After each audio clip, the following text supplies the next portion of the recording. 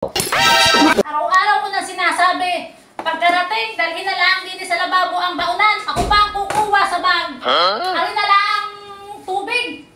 Ilalagay na lang sa rep. Hindi pa mailagay, dahil pa may mga katulong. Tatay, ba't po palagi nagbubunga nga ang inay? Alam mo ka, Utoy, ang mga ina ng tahanan, sobrang dami ng trabaho sa bahay. Hindi na uubos ang trabaho nila dito sa bahay. Tapos wala silang sweldo. Tapos ang mga kasama nila sa bahay ay mga tamad. Alam mo, sa gabi, ang mga nanay ay huling natulog. Tapos sa umaga naman sila ang unang nagising para ipaghanda ka ng baon. Kaya pag nagagalit sa iyong inay, huwag ka na lang iimik, susunod ka na lang, ha? Opo.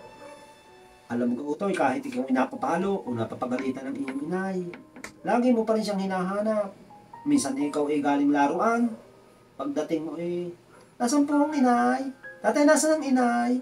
O di kaya pagkarating mo galing school, lagi mong hinahanap ang inay, inay.